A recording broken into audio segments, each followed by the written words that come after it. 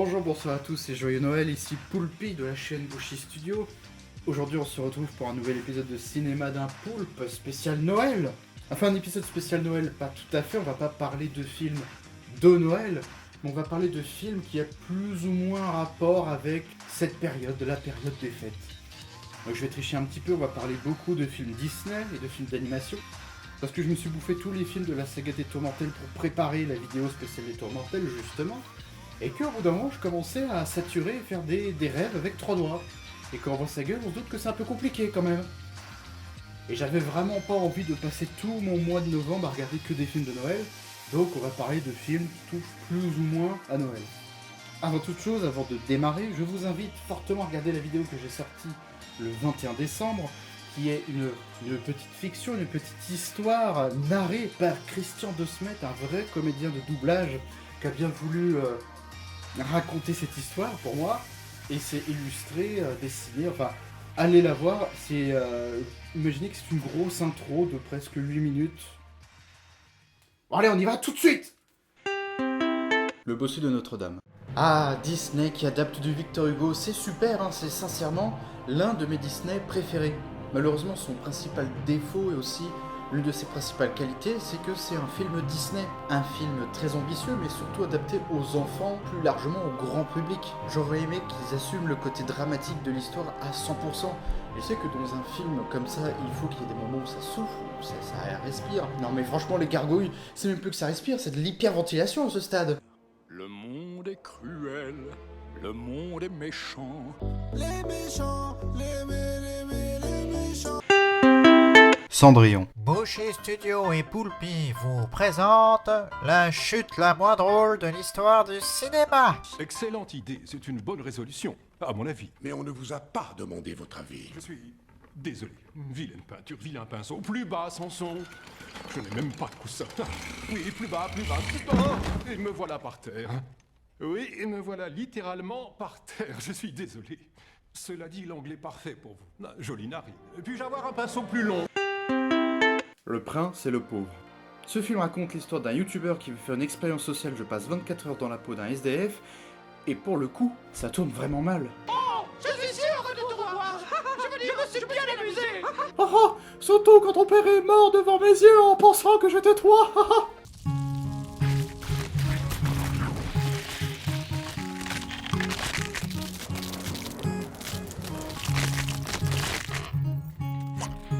L'âge de glace. L'âge de glace, c'est un classique, hein, pas besoin d'épiloguer. En gros, des animaux sauvages et anticonformistes vont ramener un bébé humain chez lui, alors que la migration commence. J'aime beaucoup ce film, mais en le revoyant, je me suis rendu compte à quel point il y avait un paquet de blagues qui n'étaient pas adaptées aux enfants. Quel genre d'enfant rigole à ça? Vous tombez mal, je n'aime pas les bêtes qui tuent pour le plaisir. Épargne-nous tes théories paléolithiques. Ah, moi je trouve que c'est d'actualité. Y a pas de mais, vous jouerez à la sélection naturelle plus tard. Cette architecture moderne ne tiendra jamais. Oui, Eddie. Ah, il dit qu'il est à 2 doigts de franchir une étape déterminante pour l'évolution des espèces. Ah oui? Ça y est, Ça, c'est de l'évolution. Mais c'est bien, heureusement qu'il existe des films qui poussent les enfants à poser des questions de culture générale à leurs parents. Parce que ça n'arrive pas si souvent que ça, hein?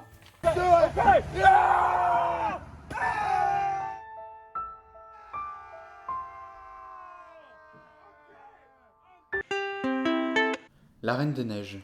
Vous vous rappelez probablement ce que j'ai dit du bossu de Notre-Dame, j'ai dit que c'était un super film, mais que c'était dommage qu'il assumait pas son côté dramatique à 100%, et bah j'ai changé d'avis. La Reine des Neiges, c'est probablement le film où ça respire beaucoup trop.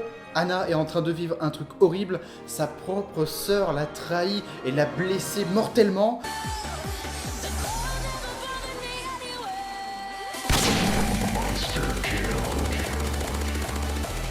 Mais on s'en bat les couilles, on va faire une chanson.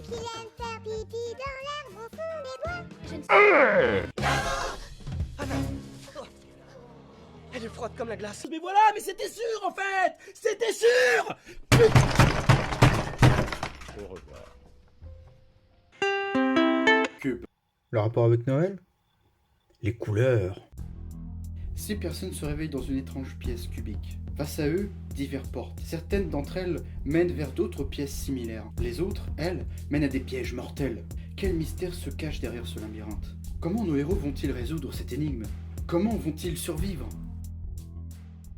Je dédie ce film aux profs de mathématiques. La prochaine fois qu'un élève vous sort un « Mais les maths ça sert à rien, ouais !» De toute façon, les nombres premiers, les fonctions affines et les nombres carrés, là, ça sert à rien dans la vraie vie. Montrez-leur ce film.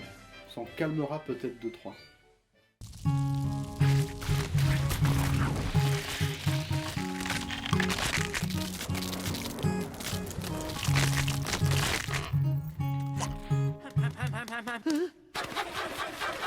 L'âge de glace 2, visa d'exploitation numéro 114... Oh, pardon. Bon, en même temps, ils ont utilisé la même typo, donc moi je pensais que c'était un sous-titre. Notre clan de marginaux vivent tranquillement dans un barrage de glace, jusqu'à ce que le réchauffement climatique menace ce barrage de s'effondrer. La fin du monde approche, tandis que Manny rencontre Ellie, une étrange mammouth. Alors une question, où sont les humains? La première fois que j'ai vu ce film, je pensais que le petit allait revenir. Je veux dire, les humains sont pas concernés par la fonte des glaces? En vrai, retirer les humains de l'âge de glace, c'est une décision que je trouve compréhensible. Ça évite quelques incohérences et ça donne beaucoup de liberté à ses auteurs, mais c'est quand même un peu dommage. Je trouve qu'il y a vraiment moyen de créer une scène émouvante où Manny et le clan retrouvent le petit, quoi.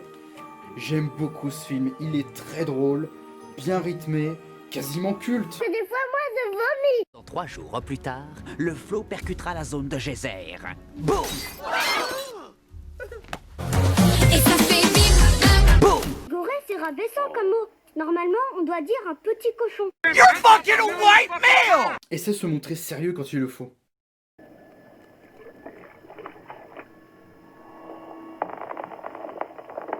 Manny, en route!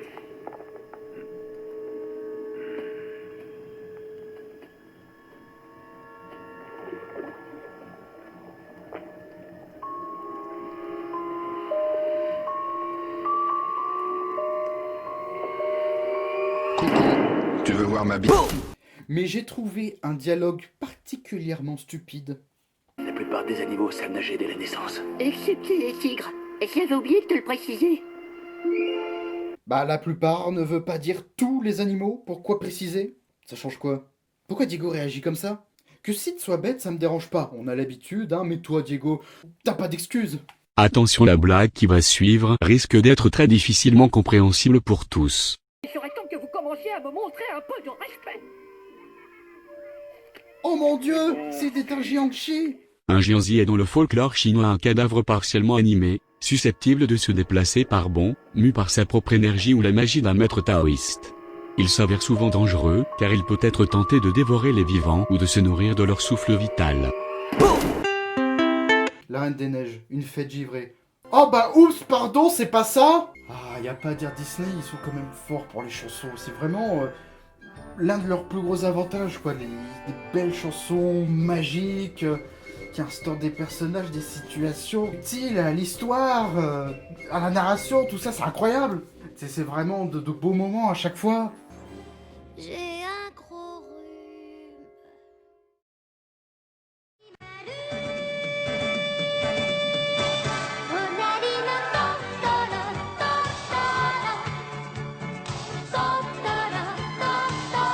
Wow! Mais grand-mère, il est où ton pouce opposable? Mais il est où?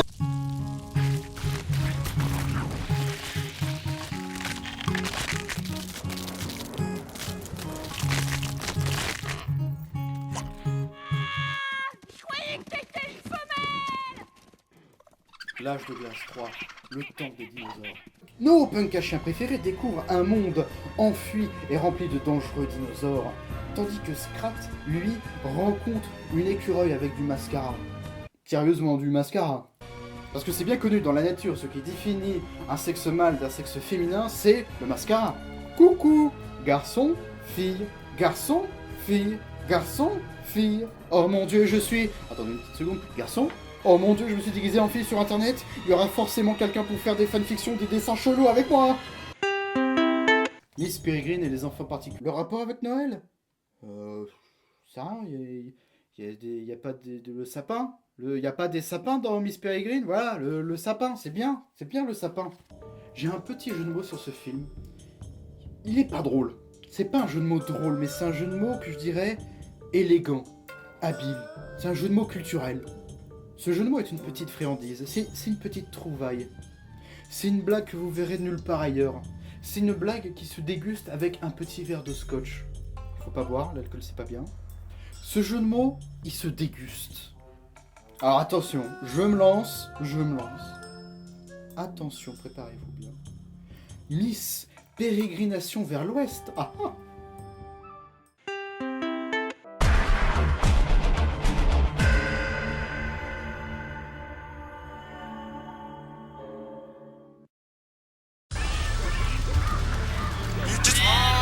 Up smash. Oh, Happy Feet. Wombo combo. Oh, my God. Get your last one. Where you at? Where you at?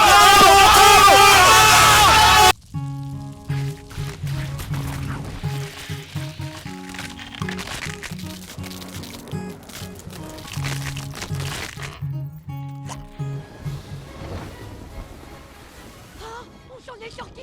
Hé, même pas peur, l'océan. Tu te la pètes, mais c'est pas toi le plus fort. J'ai pas raison, copain. L'âge de glace 4. La dérive des continents. Jacques, Marshall, Bertie, Tonton Fongus.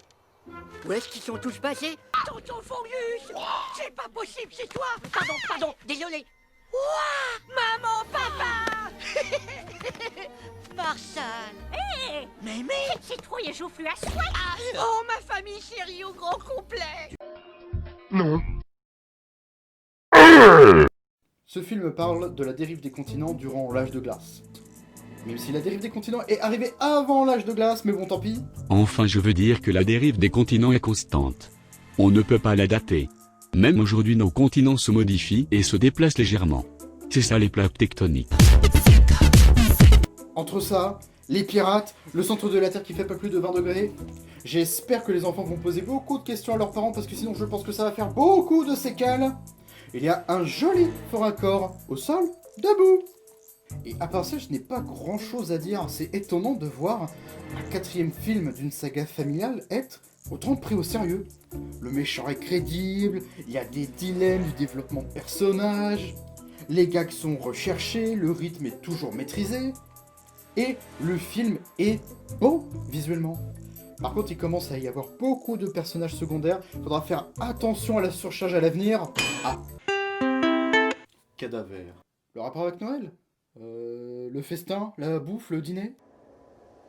Dans un futur post-apocalyptique, le monde succombe peu à peu à la famine, jusqu'au jour où un hôtel propose aux passants un dîner-spectacle gratuit. Après un somptueux dîner, le spectacle commence, et Léonora et sa famille se retrouvent au sein d'une pièce de théâtre interactive. Alors que la fête bat son plein, Léonora perd sa fille. Où commence la réalité et où s'arrête la fiction dans cet hôtel qui cache un lourd secret ?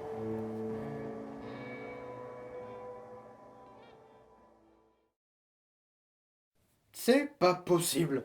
Même après la fin du monde et en pleine famine, il y a toujours des intermittents du spectacle pour faire ses heures. Scooby-Doo 2, les monstres se déchaînent. Le rapport avec Noël ? T'as vu le nombre de jouets sur Scooby-Doo ? Vera, est-ce que tu as envisagé que peut-être les fantômes et les loups-garous ne sont qu'un alibi pour t'emmener loin de ce qui te fiche vraiment la trouille ? Une intimité avec quelqu'un. Et pas n'importe qui, une personne qui te trouve sexy. Je suis pas... sexy. Quoi ? Mais tu es Linda Cardellini. Bon, déjà, le fait de parler de sexe dans un film pour enfants, c'est un peu limite. Mais tu es Linda Cardellini. Mais dans une scène coupée du premier film, ils se sentaient obligés de te mettre en bikini. Bien sûr que tu es sexy. Mais d'ailleurs, c'est ça le problème. Vera n'a jamais été sexy dans la série d'origine. Moi non plus. Quoi ?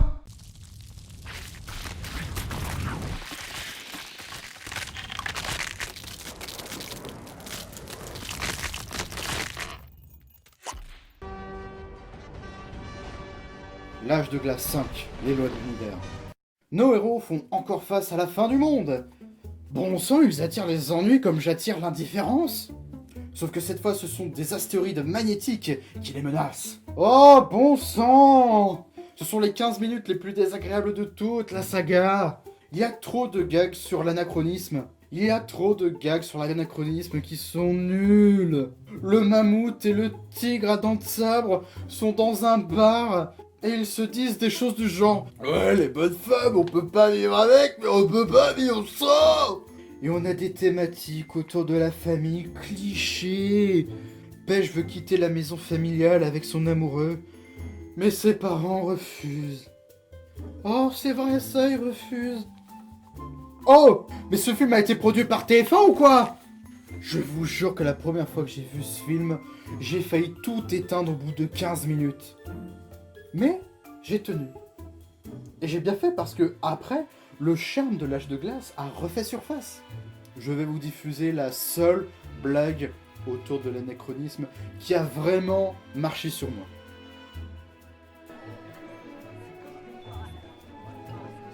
Où est la mariée? Pourquoi j'ai pas la mariée? Parce que tu parles dans un bout de bois. Oh maman, je peux pas parler, je suis à un mariage. Comment ça tu peux pas parler? Hellboy 2, les Légions d'Or. Le rapport avec Noël? Oh, il est gros et rouge. Alors quand les personnages découvrent une cité perdue, une civilisation dans le futur ou dans le passé, ou font tout simplement un tour du monde, et que tout le monde parle français, c'est complètement con, mais ça va. Quand les elfes de Hellboy, un peuple qui est caché depuis des années, qui vit loin des hommes, volontairement, qui se cache, et qui connaissent quand même le langage humain, c'est encore un peu con, mais ça va. Quand ce même peuple se met à parler français une phrase sur deux, on a établi dans le film qu'ils avaient leur propre langage elfe. Donc ça va, c'est nickel. Quand ces mêmes elfes se mettent à parler les deux langages dans la même discussion en même temps, c'est complètement con. Bon, on peut un petit peu expliquer ça. Par exemple, le roi, lui, il parle que l'elfe. C'est logique. Le prince, lui, il connaît le langage humain parce qu'il a été exilé. Ok. Mais quand ce prince, elfe, nationaliste, conservateur chelou là, il se met à parler les deux langages avec des sous-fifres et sa sœur, là c'est turbo con. Et pourquoi il parle français avec son père qui parle que le langage elfe? Et son père il comprend le langage humain. Je veux dire, il n'y a aucune logique là-dedans. Alors, si, il y a une logique. Et attendez, il faut que je le prépare. Attendez.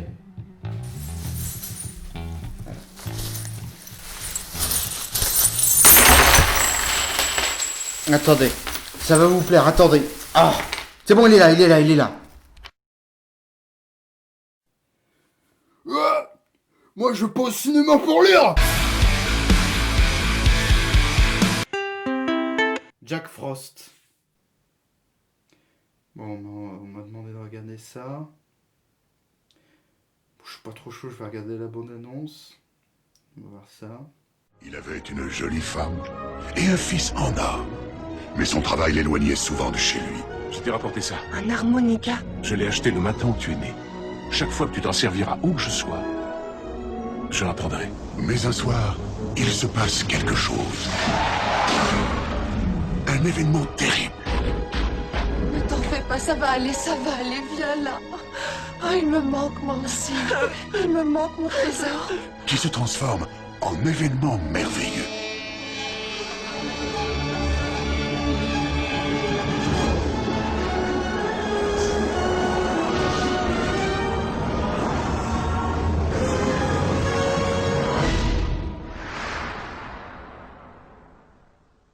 Enfin chez moi.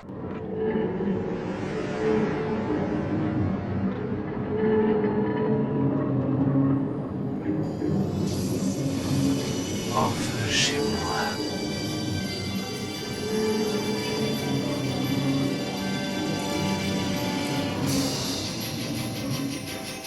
Je veux me tuer, laissez-moi m'en aller. Je veux aller me suicider, me tuer. C'est abominable, mes yeux, je vais me les crever. Je suis sûrement traumatisé. Allez tous vous faire en cul. Voilà, cette vidéo est terminée, mais ne partez pas tout de suite. Vous avez dans la description des tas de liens. C'est des mini cadeaux, on va dire, parce que c'est Noël. Alors c'est pas grand chose, mais quand même jetez-y un œil si ça vous intéresse. Encore une fois, merci beaucoup à Question de Smet d'avoir narré l'histoire qu'on vous a concoctée pour le 21 décembre. Bon, j'aime pas trop faire ce genre de choses, mais bon, c'est Noël, je me permets. Voilà, c'est la période des fêtes, la générosité, l'amour, etc., etc. Donc je me permets de vous dire que si vous appréciez cette vidéo, vous pouvez la liker. C'est vrai que je demande pas trop souvent ce genre de choses. Et si vous voulez partager cette vidéo ou mes vidéos en général aux gens qui ça peut plaire, je ne cours pas derrière les abonnés, ce genre de choses, mais c'est vrai que ça fait plaisir de voir des retours. Et depuis quelques temps, j'ai beaucoup de retours, beaucoup plus qu'avant. Et ça fait plaisir, je vois que le cinéma d'un poulpe ça vous plaît, donc je suis content. Et si vous voulez me faire un petit cadeau de Noël, juste partager à une personne à qui ça peut plaire, parce que partager comme ça, faire un post sur Twitter et Facebook, bon, personne ne va le voir, et voilà. Si vous voulez le partager à quelqu'un à qui ça peut vraiment plaire, qui va s'investir dedans, bah c'est cool, faites-le. Donc on se revoit bientôt, je vais prendre un peu de temps pour préparer les nouvelles vidéos, ça va pas sortir tout de suite. Bon bah j'ai plus grand chose à dire, donc je vais me taire. Je vais simplement vous souhaiter à tous et à toutes un joyeux Noël, le bonheur, la santé, la sécurité et tout le tout team. Au revoir. Faudrait que je me trouve une vraie phrase de fin, quoi, un truc qui pète, quoi. Hey Bushy Studios, I love you!